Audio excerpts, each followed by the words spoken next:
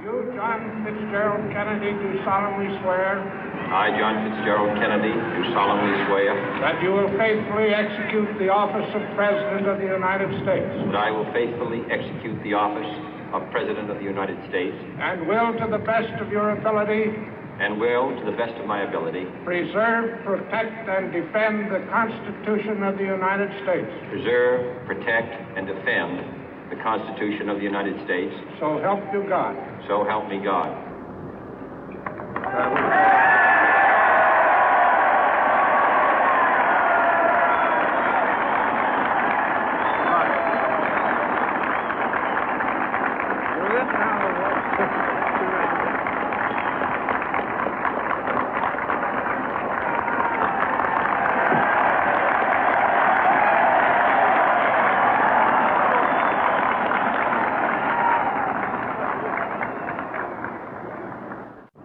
Vice President Johnson, Mr. Speaker, Mr. Chief Justice, President Eisenhower, Vice President Nixon, President Truman, Reverend clergy, fellow citizens.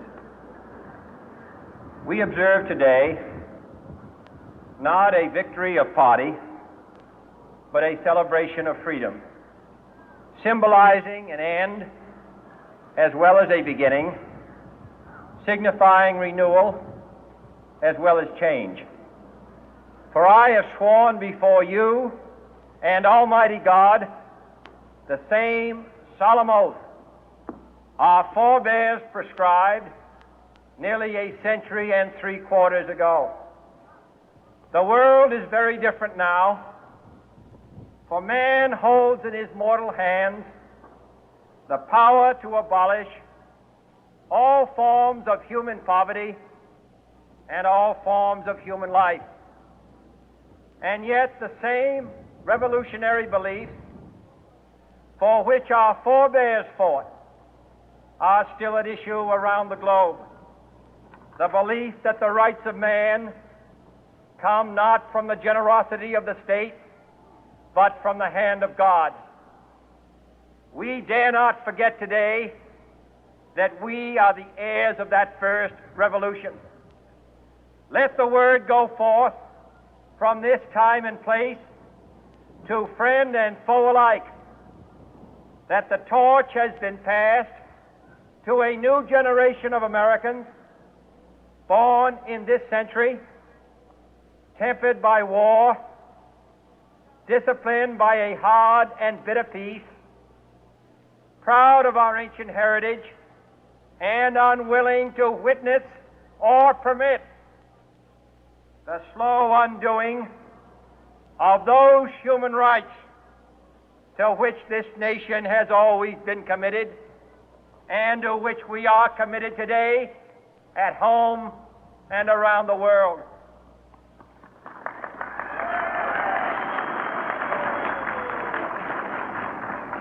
Let every nation know, whether it wishes us well or ill, that we shall pay any price, bear any burden, meet any hardship, support any friend, oppose any foe to assure the survival and the success of liberty.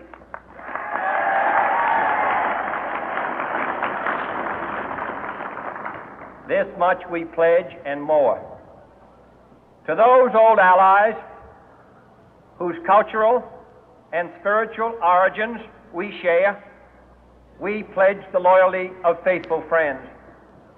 United, there is little we cannot do in a host of cooperative ventures. Divided, there is little we can do, for we dare not meet a powerful challenge at odds and split asunder. To those new states whom we welcome to the ranks of the free, we pledge our word that one form of colonial control shall not have passed away, merely to be replaced by a far more iron tyranny. We shall not always expect to find them supporting our view, but we shall always hope to find them strongly supporting their own freedom, and to remember that in the past, those who foolishly sought power by riding the back of the tiger ended up inside.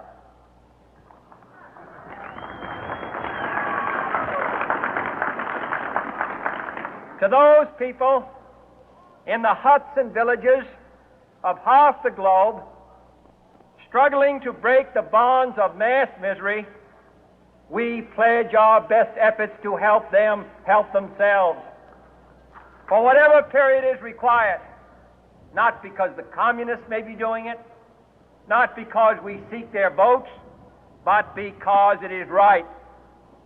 If a free society cannot help the many who are poor, it cannot save the few who are rich.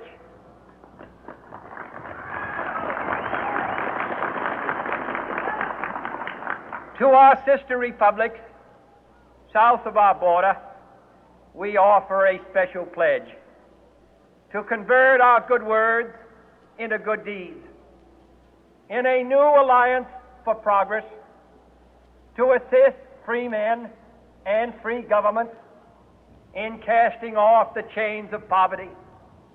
But this peaceful revolution of hope cannot become the prey of hostile powers.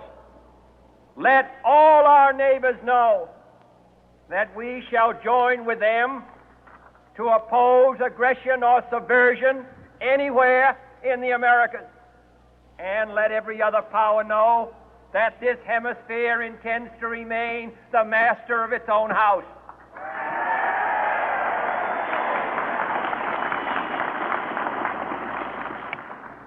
To that World Assembly of Sovereign States, the United Nations, our last best hope, in an age where the instruments of war have far outpaced the instruments of peace, we renew our pledge of support to prevent it from becoming merely a forum for invective, to strengthen its shield of the new and the weak, and to enlarge the area in which its writ may run.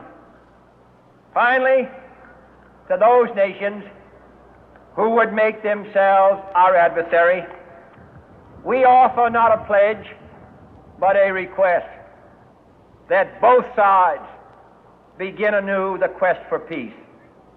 Before the dark powers of destruction, unleashed by science, engulf all humanity in planned or accidental self-destruction, we dare not tempt them with weakness, for only when our arms are sufficient beyond doubt can we be certain beyond doubt that they will never be employed. But neither can two great and powerful groups of nations take comfort from our present course, both sides overburdened by the cost of modern weapons, both rightly alarmed